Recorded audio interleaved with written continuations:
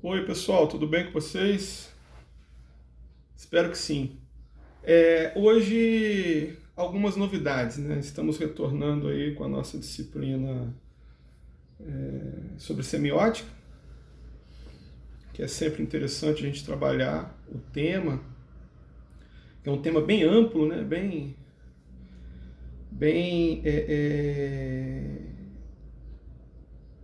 aberto a variadas conexões e variadas reflexões também, inclusive sobre a nossa própria contemporaneidade, as questões que hoje estão aí sendo cada vez mais problematizadas e que influenciam em nossas vidas diretamente. E o legal também da gente constatar é o seguinte, pessoal, é que muito de certas conceituações de grandes pensadores, como por exemplo Walter Benjamin, que é um,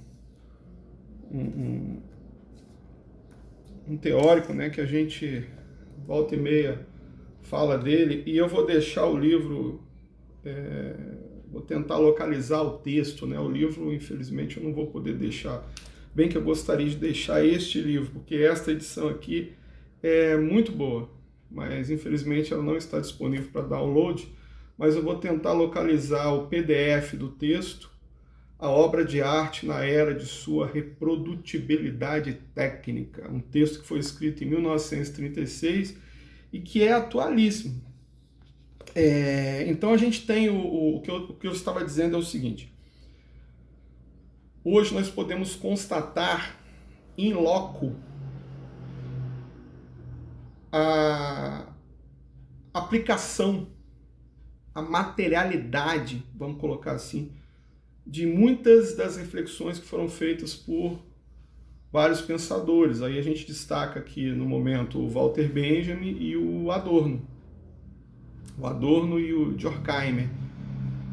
Eles escreveram Dialética do Esclarecimento e tem uma questão lá muito interessante, muito proeminente sobre a indústria cultural e, enfim, a gente vai comentar um pouco melhor sobre isso no decorrer da videoaula de hoje. Ah, e detalhe, eu não sei se vocês notaram que a gente está com alguns efeitos, né? Tipo esse. Pois é, eu fiz eu comecei a assistir uns vídeos no YouTube de edição, preparo de vídeos para a gente poder disponibilizar no canal, então eu acho que ficou bem interessante, vocês vão gostar. Tem algumas legendas, tem uma aberturinha, tem uma finalização, umas transições. Agora eu estou conseguindo colocar imagens aqui no vídeo, como essa, por exemplo. Bacana, né? Enfim, vamos tocando o barco e a gente tenta fazer tudo da melhor maneira para que vocês se divirtam também, né? Mas, olha, vamos então voltar aqui para as nossas questões. Sobre a semiótica, aquele livro que eu indiquei lá para vocês, né, da Lúcia Santaella, o livro intitulado O que é Semiótica, da coleção Primeiros Passos. Então tem uma partezinha lá muito interessante, mas muito interessante mesmo, e que diz o seguinte, pessoal, e que tem tudo a ver com a aula de hoje. Logo no início, né? Logo no início. Aqui no Kindle tá a página 7. Eu vou dizer para vocês que... Vamos ver aqui. Tá naquela parte em que fala linguagens verbais e não verbais, tá bom? Linguagens verbais e não verbais. Aí tem um parágrafo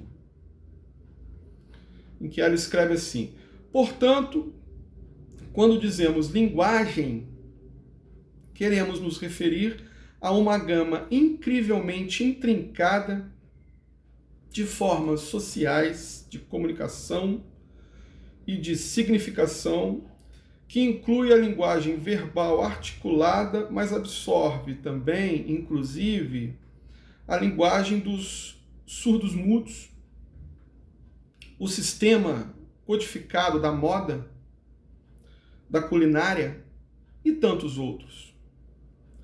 Enfim, todos os sistemas de produção de sentido aos quais o desenvolvimento dos meios de reprodução de linguagem propiciam hoje uma enorme difusão.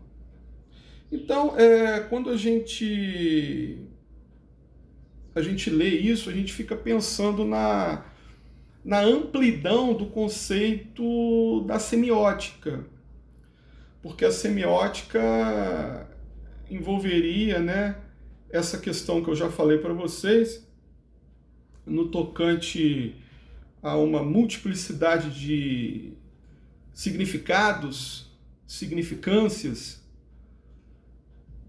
tudo isso atrelado à ideia de signo. O signo. O signo é a promoção, vamos colocar nesses termos, de um sinal. Por exemplo, a gente dá de cara com este sinal aqui, ó. Pois bem, isso é um sinal.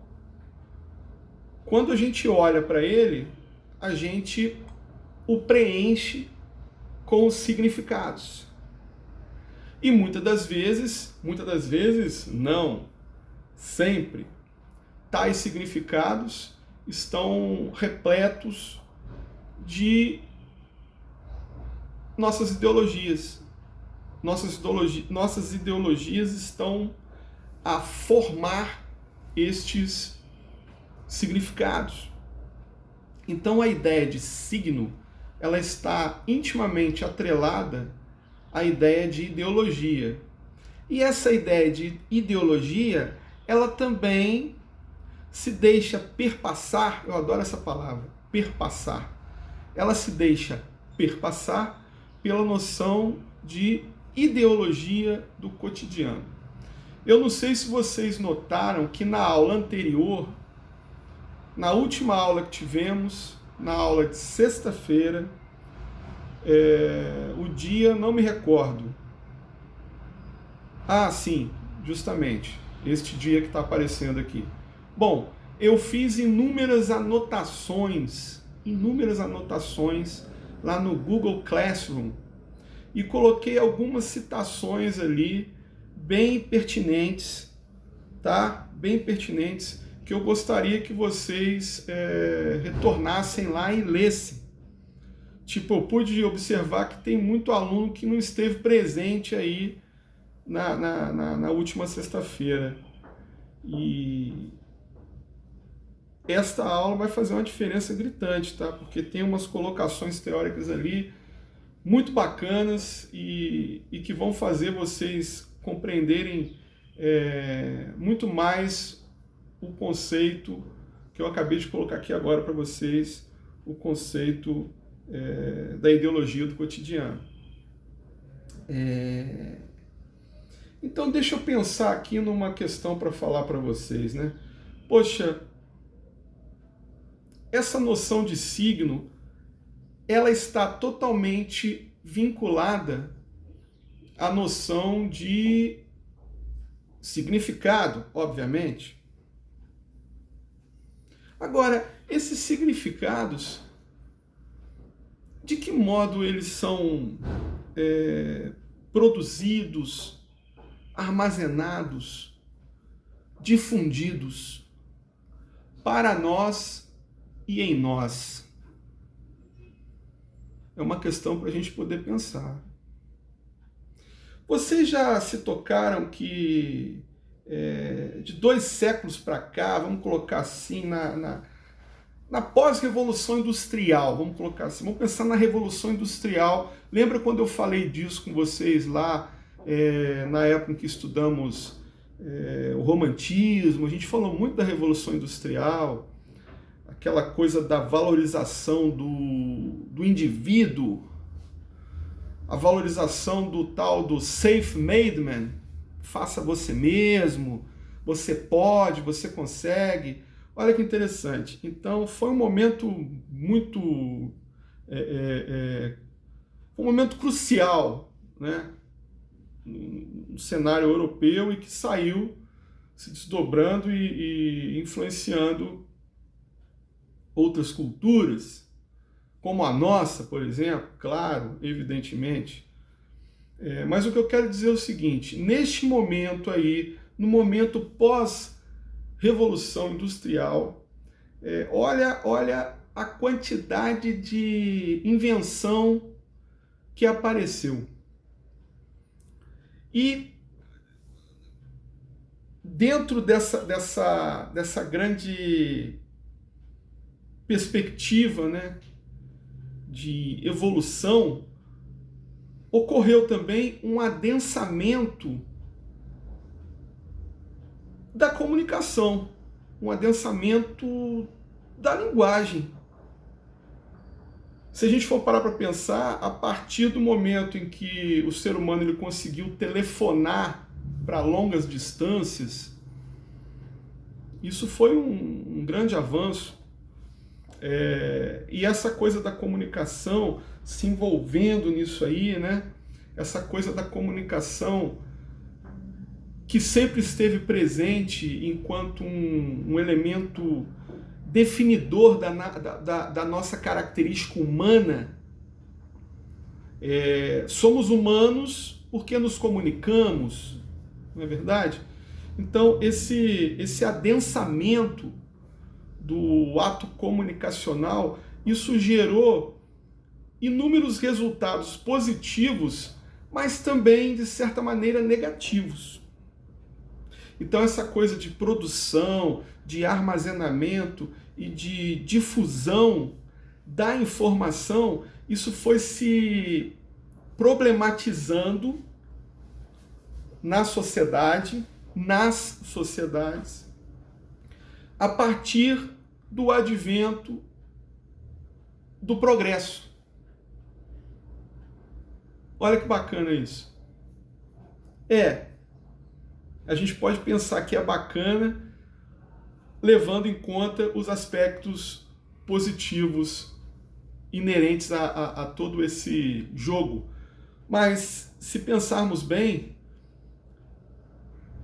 isso também contribuiu muito para o caos que hoje vivemos. Porque hoje, inegavelmente, existe um caos aí também associado sobremaneira à ideia de linguagem. Essa linguagem que, ao mesmo tempo, nos torna humanos, essa linguagem, dada a sua problematização, dada a sua insistente aparição,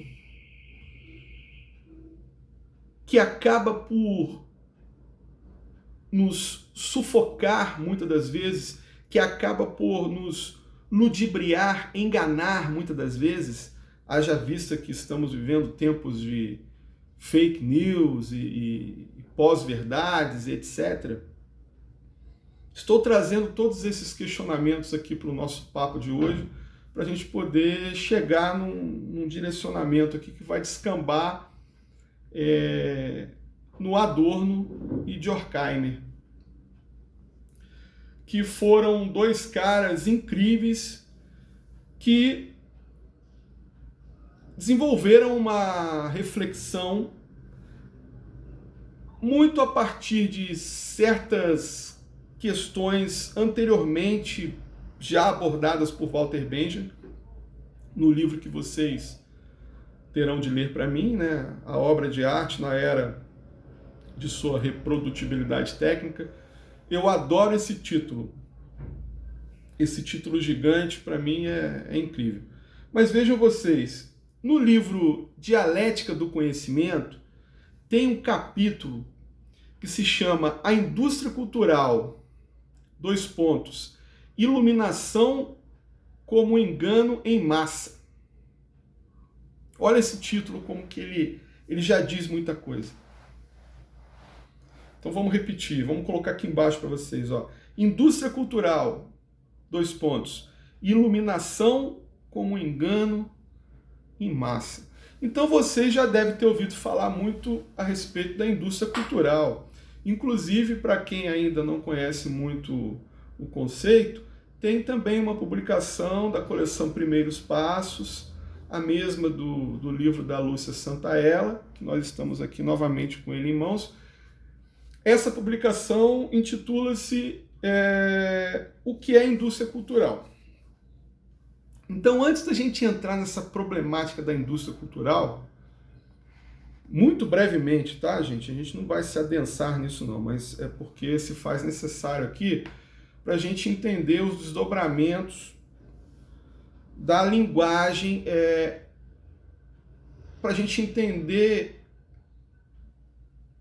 no que a boa aplicação da semiótica, no que essa boa aplicação da semiótica pode nos ajudar. Eu acho que o grande X da questão aqui hoje é justamente esse. Mas vamos ler aqui a Lúcia Santaella. Ela diz o seguinte, deixa eu só tomar um golinho da minha água aqui, por favor. Saúde para vocês. Ela diz assim, na continuidade daquele subcapítulo que eu mencionei para vocês, ela diz assim, e claro que no sistema social em que vivemos, estamos fadados a apenas receber linguagens que não ajudamos a produzir,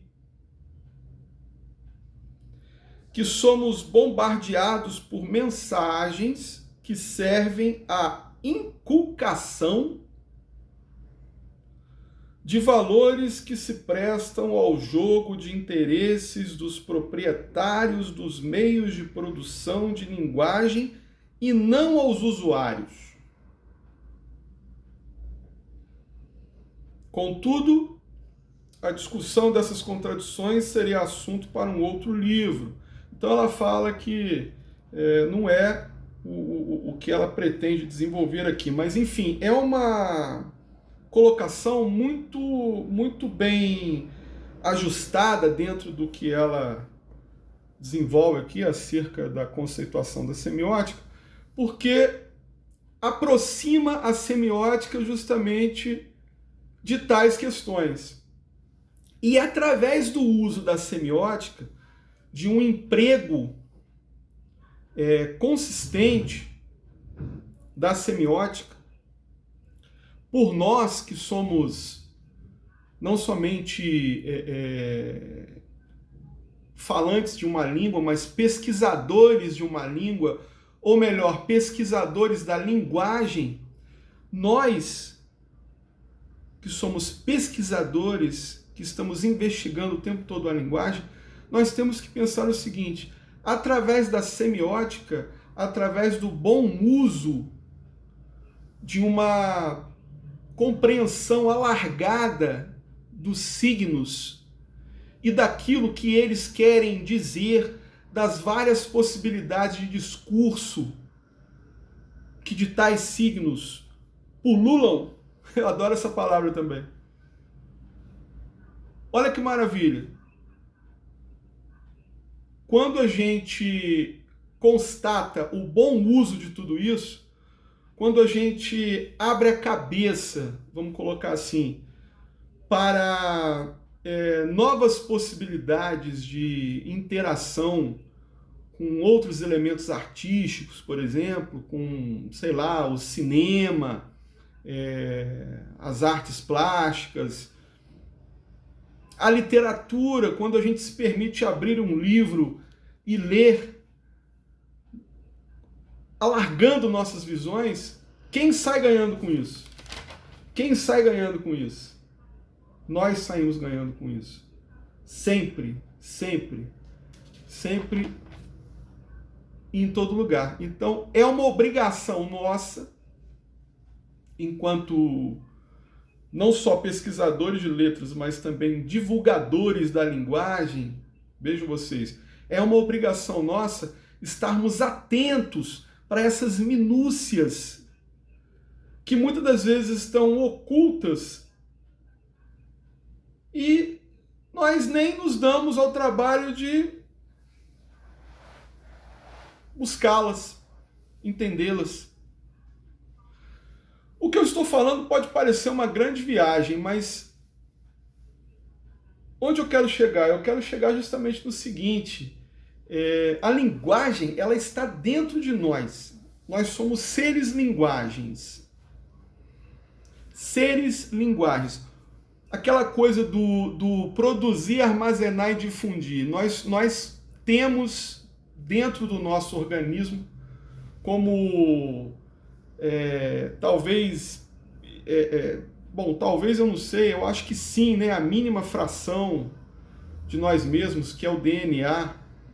Eu sou muito viajante em assuntos biológicos, mas uma coisa é certa: DNA é o nosso carimbo identitário.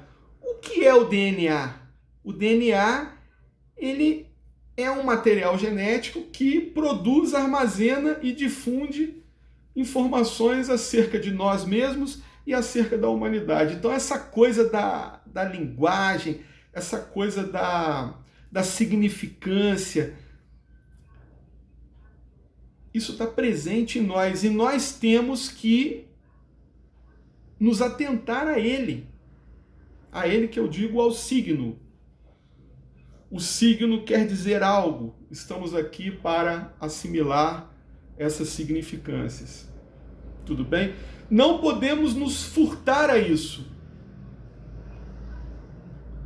Amanhã eu vou tentar trabalhar com vocês. Por hoje eu não terei tempo. Mas por que eu estou dizendo tudo isso?